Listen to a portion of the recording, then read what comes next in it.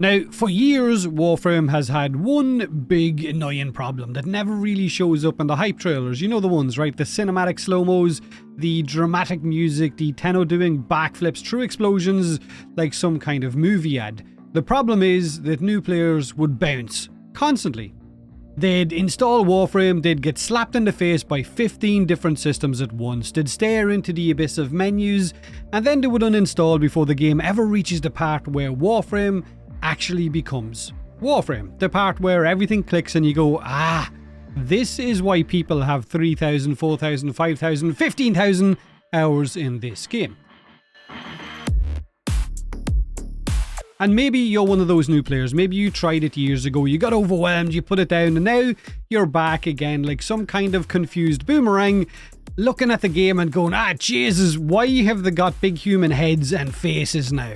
If that's you, then honestly, perfect timing, because 2025 was the year where Digital Extremes looked directly at that problem and went, alright, we should probably pull our big Canadian fingers out and stop scaring people away within the first 40 minutes, and the weird part is that it looks like it's actually worked. Not the we changed one tooltip and hoped for the best kind of worked, but the proper, measurable, new player retention is better than it has ever been before. Which is also really funny because Warframe is about to turn 13 next year. In video game years, that's basically an ancient relic you'd find in a museum next to, I guess, CRT monitors or LAN parties, and games not having a season pass.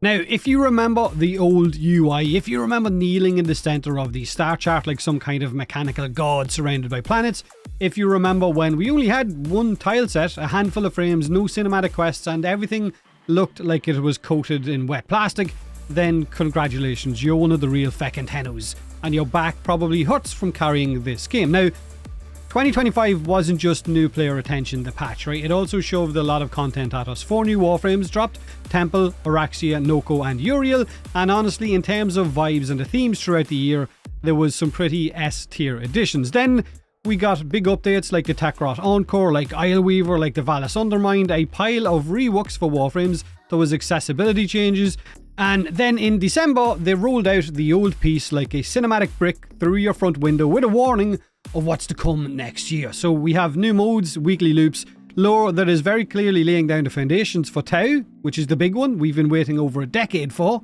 and hopefully gonna get to next year. Now, before we start doing the hip hip hooray dance and slapping each other on the back for a perfect year, it did have its speed bumps. There was nerfs, there was changes that didn't land.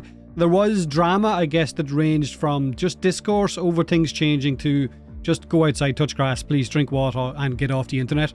And one of the loudest examples of this was the damage attenuation changes. So there's been no dev stream this month, so we're not going to have a recap. So instead, what we're going to do is we're going to do a recap of the entire year, but just the main talking points so as not to drag the video out too long. So Warframe has always been two games at once, right? For veterans, it is a sandbox of broken builds and fashion crimes.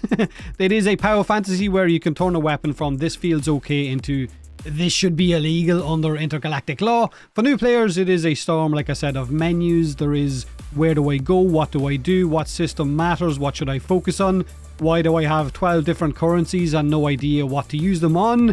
So DE's big goal for this year seems to have been fixing the early game chaos. So junctions and early progress got streamlined so that new players aren't just doing random chores without any kind of context. Instead of just getting a checklist and being told, good luck, off you go, have fun, baby Tenno, they've now gone down the road of we will teach you what you need and when you need to do it, which is in all honesty how tutorials should work in the first place, and it's surprising that it has taken this long for us to get to the point where we would have an actual quest, the teacher quest, that would be aimed towards teaching new players how modding actually worked. And I mean, it is very basic, and hopefully there's going to be more teacher quests down the line, but still it's more than what we had before, which is basically nothing, where you would have to ask the community how to mod, or you watch videos, or you'd go onto the wiki. Now you have at least a little bit of a direction. And this matters because mods aren't some optional side in Warframe, okay? Mods are the game. They basically make the difference between a weapon feeling fine and a weapon being a war crime.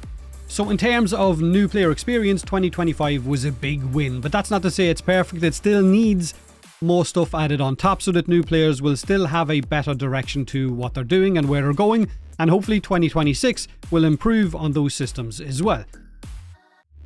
Now, back in March, the Techrot Encore update arrived. There was more Halvania, more Techrot, more weird 1999 energy.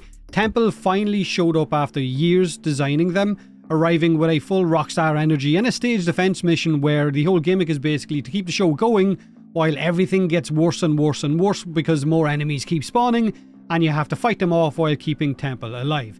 The Techrot Encore update also expanded on the Kim system. It introduced new protoframes, it introduced a bar for us, it introduced the Technocyte Koda, which were our new infested lich enemies, while also introducing a lot of new Koda lich weapons for us to farm and turn into absolute powerhouses. It also added the Temporal Archimedia, which was the weekly endgame mission like Deep Archimedia, with modifiers designed to make it a little bit harder, while also giving you the chance to get more Archon shards, more Arcanes, and more resources by running them on a weekly basis. Like I said, it was basically the 1999 version of Deep Archimedia. Overall, Techrot Encore did what Warframe updates do, right? It gave you a new loop, it gave you new piles of rewards, and just enough story crumbs to get everyone, I guess, imagining or thinking of where we're going or what is going to happen next in the Warframe story. Now, a few months after Techrot Encore, we got the Isleweaver update in June, and honestly it did one of the most important things that Duviri itself badly needed. It stopped Duviri from feeling like a separate game mode, okay? It connected the core experience of Warframe to Duviri because it allowed us to bring our Warframes into Duviri for the first time and not rely on your operator-only combat.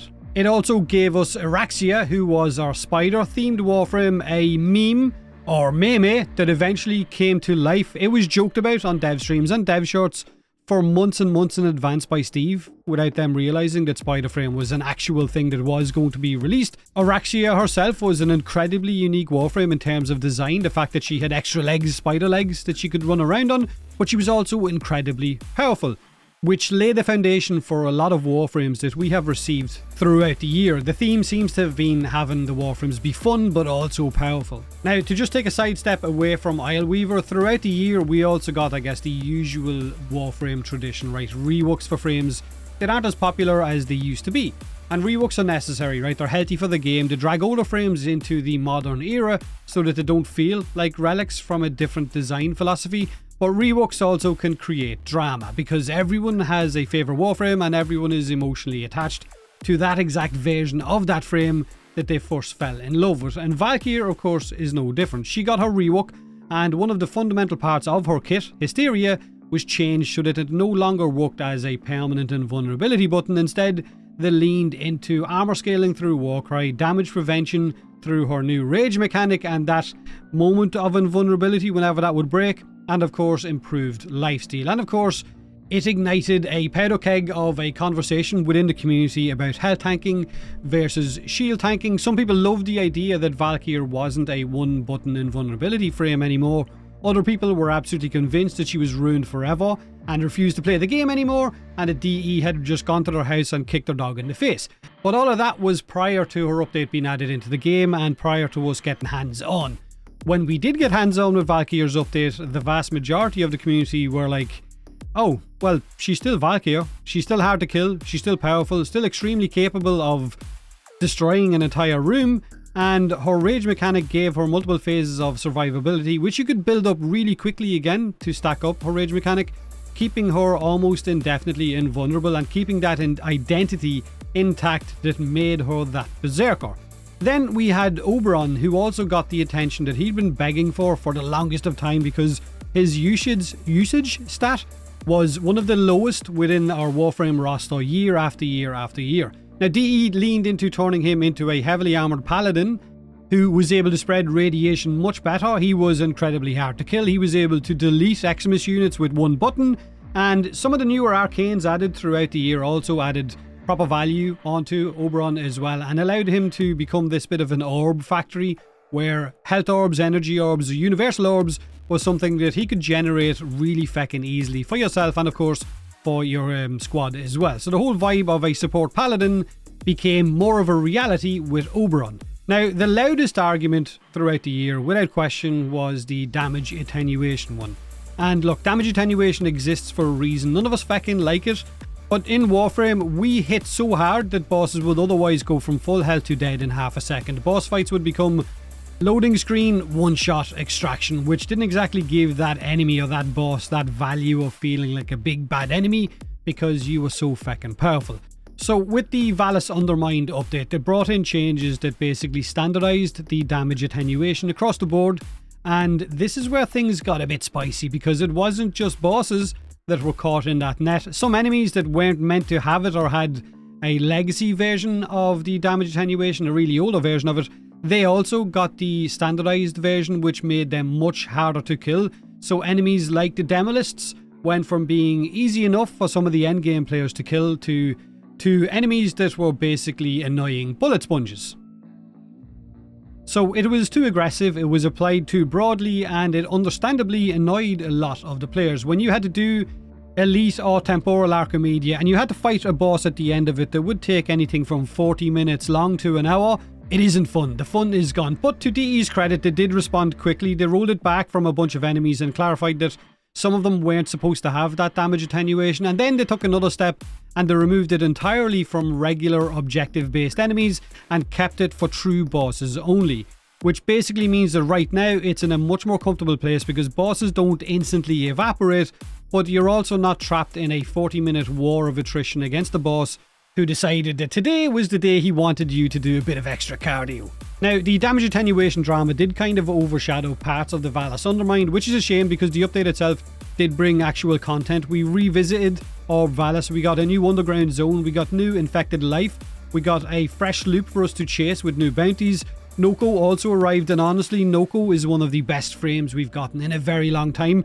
Not just powerful, but fun, which matters more than people will like to admit at times.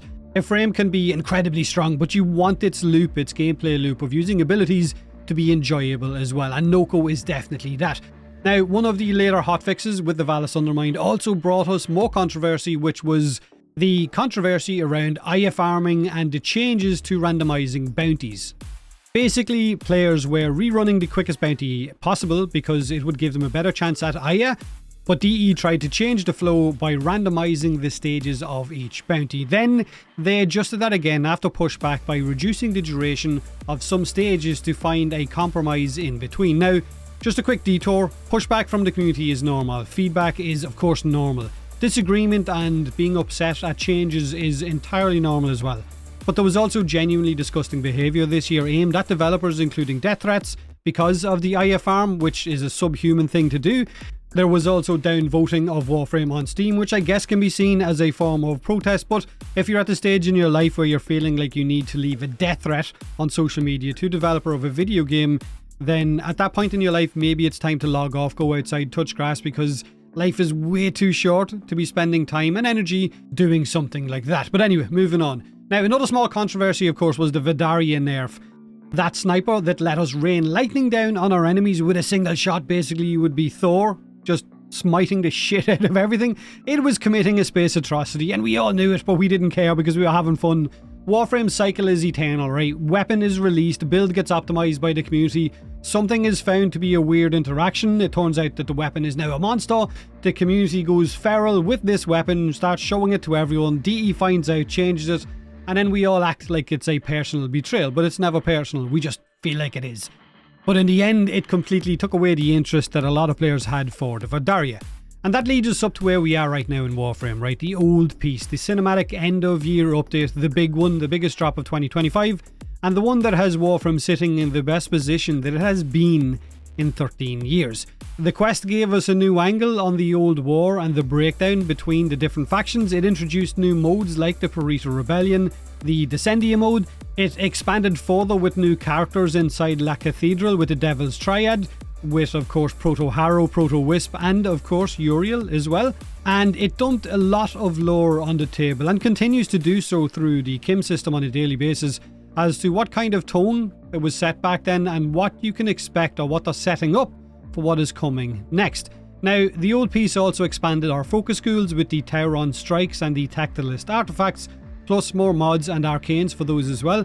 We also got visual upgrades to our operators and our drifters so that my McTenno no longer looks like an absolute monster, which I'm a little bit upset about, but don't you dare belittle my McTenno, he is doing his best. Uriel dropped as a 63rd Warframe and as the last one designed by the late and great Minky, which gives him that extra layer of this Warframe matters, on top of him just being a new frame. We got the Vinquibus bayonet weapon complete with the M1 Garand Plink reload sound effect that hits like brain candy in the correct way, and of course it rounded out the year with the Operation the Blood of Parita and the end of year Prime Resurgence, which is going on right now, where they bring back a huge batch of Prime Warframes for people to farm and finally get your hands on, because nothing says happy holidays and leave us the feck alone because the studio is closed, and go off and be Warframe loot goblins collecting everything you need to get your hands on. So the old piece wasn't just the icing on top of the year's end, it was also a very deliberate set of stepping stones towards Tau next year. Now whether Tau shows up next year as an update at the end of the year or whether it's just revealed at TennoCon, I guess we just gotta wait and see whether we're going to get hands on or not. But the foundation is clearly being poured. So 2025 was a very, very good year for Warframe. It wasn't flawless, there was controversies, there was speed bumps, but overall the sheer amount of content was solid and the direction was strong as well. But more importantly, it felt like DE put a lot of effort into teaching new players what Warframe is, and without that, we would lose them to the chaos and anxiety of not knowing where to go next and what to do. And that onboarding foundation that DE have done this year is part of the reason why player numbers are up, and definitely why new player retention is up. And honestly, if you're new or returning, or if you're trying to stick around this time around, don't be afraid to ask questions. The Warframe community, despite the occasional flare-up, has historically been one of the better ones for helping players learn the ropes. If you don't know what to do next or where to go, don't be afraid to ask. Someone will point you in the right direction. That's just how the community does things. Now, if 2025 was the year that DE rebuilt parts of that foundation so that new players don't bounce off the walls, then hopefully 2026 is the year that they stack even more on top of it. And also give us plenty of ridiculous content with new Warframes, wacky ideas. Maybe bring us a dinosaur frame, maybe a witch frame, who knows? Also give us plenty of new places to go and expand on that story even more. But that's 2025 in a nutshell. I'm sure I've probably left something out. Let me know in the comment section below so that I can shake my head and go, feck, can't believe I forgot that. That was a big one. Have a great day, have a great year, and thanks for watching my stuff throughout this year. I haven't uploaded as much as I used to. I've gone from about 3 videos a week to 3 videos a month. Hopefully next year we'll change things around. But either way, as the screen says, thanks for watching.